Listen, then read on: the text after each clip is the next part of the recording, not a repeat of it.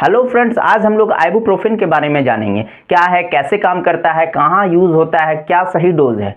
Hello friends, आप देख रहे हैं फार्मा लैब पाठशाला। आज हम लोग की बहुत इंपॉर्टेंट मेडिसिन के बारे में जानने वाले हैं, वो है आइबुप्रोफेन। चलिए तो स्टार्ट करते हैं। इंट्रोडक्शन देखते हैं। आइबुप्रोफेन जो है हमारा पेन किलर है जो दर्द में काम आता है, दर्द को ठीक करता है। जनरली ये हमारा दर्द में काम आएगा, बुखार में काम आएगा, सूजन में काम आएगा, ठीक। और किन किन चीज़ों में काम आएगा हम लोग आगे देखेंगे। ये जो मेडिसिन है हमारा non steroidal anti inflammatory group का है, ठीक। नसाइड क्लास का मेडिसिन है ये। चलिए देखते हैं ये कैसे काम करता है, ठीक। जैसे ही हमारा चोट लगता है या सेल डैमेज होता है तो सेल का जो मेम्ब्रेन होता है उससे एक एसिड रिलीज होता है जिसको बोलते हैं हम लोग आर्किडोनिक एसिड। ये एसिड जैसे ही रिलीज होता है, इस एसिड का काम है पेन का जो केमिकल है उसको बनाना, ठीक। जैसे ही ये एसिड रिलीज होता है हमारे बॉडी में एक एंजाइम प्रेजेंट रहता है जिसको बोलते हैं कॉक्स एंजाइम, जिसका फुल फॉर्म है साइक्लोऑक्सीजिनेज एंजाइम। ये एंजाइम जैसे ही रिलीज होता है, ये एंजाइम क्या करता है, इस एसिड को कन्वर्ट कर देता है पेन वाले केमिकल में जिसको बोलते हैं हम लोग प्रोस्टाग्लैंडिन, ठीक। इस प्रोस्टाग्लैंडिन का काम क्या है,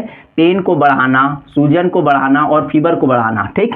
जैसे ही ये कन्वर्ट होता है फिर हम लोग लेते हैं आइबुप्रोफेन मेडिसिन, जिसके बारे में बात करें। ये हीरो बन के जाता है हमारे बॉडी में, ठीक। जैसे ही ये हमारे बॉडी में गया, हमारा जो कॉक्स एंजाइम बन रहा था उसको ब्लॉक कर देता है। जैसे ही ये कॉक्स एंजाइम ब्लॉक किया, यही कॉक्स एंजाइम आर्किडोनिक एसिड को हमारा पेन वाला केमिकल जिसको प्रोस्टाग्लैंडिन बोल रहे हैं उसमें कन्वर्ट कर रहा था। तो जैसे ही ये एंजाइम ब्लॉक हुआ तो ये इसमें कन्वर्ट नहीं कर पा रहा है, मतलब प्रोस्टाग्लैंडिन जो बन रहा था वो बनना बंद हो गया या एकदम कम हो गया। जैसे ही बनना बंद हुआ या कम हुआ तो पेन कम होने लगा, दर्द खत्म कम होने लगा, स्वेलिंग कम होने लगा, फीवर कम होने लगा। क्योंकि ये बन रहा था तभी ये सब पेन फीवर स्वेलिंग बढ़ रहा था, तो ये बनना बंद हुआ तो ये हमारा कम हो गया। इसी तरह हमारा आइबुप्रोफेन है मेडिसिन बॉडी में जाके काम करता है।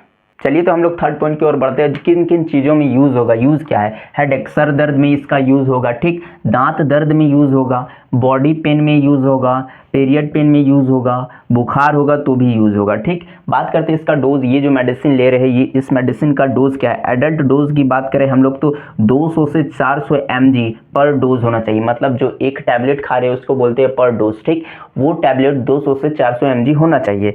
किसी किसी में 800 mg भी लिखा हुआ रहता है, मतलब रहता है डोज उसका, ठीक। हर 6 से 8 घंटा एवरी 6 to 8 आवर्स में हम लोगों को 200 से 400 या 800 mg डोज ले सकते हैं। लेकिन मैक्सिमम डोज जो रहता है हमारा 1200 mg पर डे, मतलब पूरे दिन में 24 घंटा में 1200 mg डोज से ज़्यादा नहीं लेना है खुद से।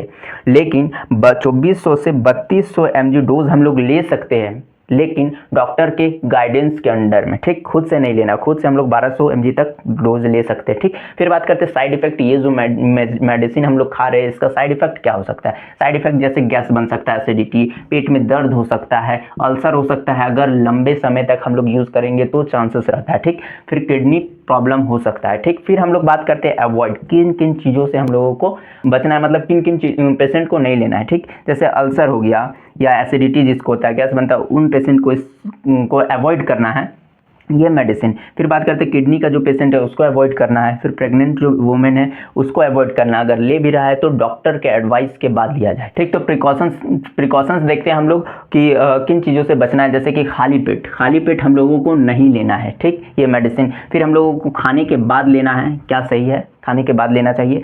अल्कोहल जो शराब होता है, दारू होता है, उसको दूर रखना है, मेडिसिन के साथ नहीं लेना है, ठीक। फिर यूज़ नहीं करना लंबे समय तक। अगर यूज़ कर भी रहे तो डॉक्टर की सलाह के बाद यूज़ करें।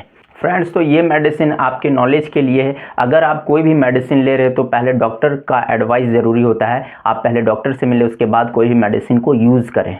फ्रेंड्स, अगर आपको वीडियो पसंद आया तो लाइक करें, शेयर करें और इसी तरह मेडिसिन से रिलेटेड, टेस्ट से रिलेटेड वीडियो पाने के लिए चैनल को सब्सक्राइब करें। Thank you.